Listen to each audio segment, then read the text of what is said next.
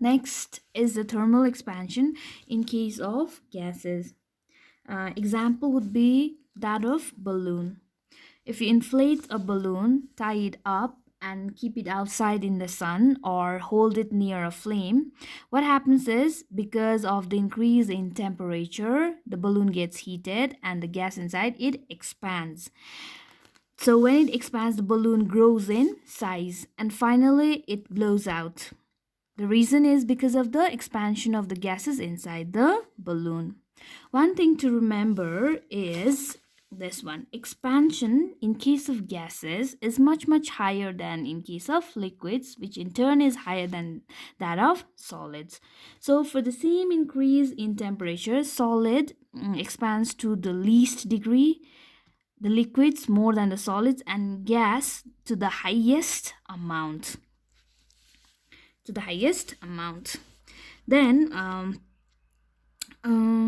when we when we take a gas for observation, when you keep a gas for observation, we usually keep it in a container. Like for example, the gas in the balloon is inside the rubber balloon. So when you heat the gas, the solid gets heated as well. The rubber in this case gets heated as well. But the expansion of the solid is much less than expansion of gases, meaning the expansion of the gas inside the balloon is much higher than the expansion of the rubber. So we do not have any apparent expansion in case of the expansion of gases like we had for the liquids. We only have real expansion. And for this one, I want you to underline this portion. The volume expansion of the gases are so large in comparison to that of the vessel. The expansion of the vessel is neglected. So we do not have apparent expansion like that of liquids. And the Charles law that we studied in the second chapter says the same thing. We know very well that the Charles law,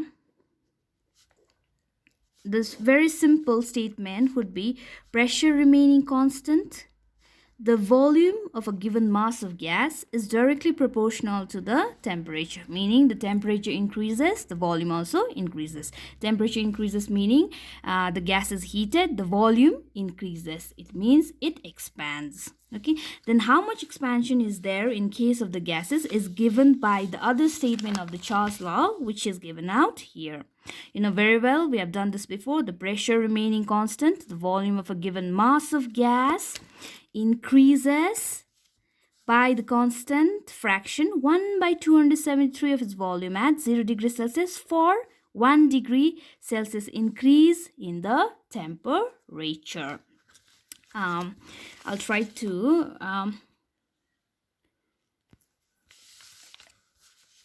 tell you quickly this one. Okay, suppose we take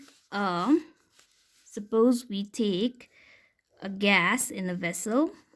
Okay, let the volume be V0, the volume be V0 at 0 degrees Celsius. At 0 degrees Celsius, we have taken the gas and the volume is V0. Now we increase the temperature to T degrees Celsius. The volume also increases. Now let's take the volume at T degrees Celsius. This much volume is Vt. Okay, this much volume is, initially it was V0, then it increased to Vt at T degrees Celsius on heating.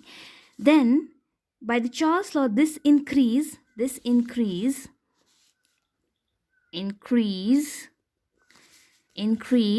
in volume would be equal to the fraction 1 by 273 of its volume at 0 degrees Celsius. Volume at 0 degrees Celsius. This is for 1 degree rise in temperature, but out here the temperature is being increased to T degrees Celsius. So into rise in temperature. Increase in volume we can write.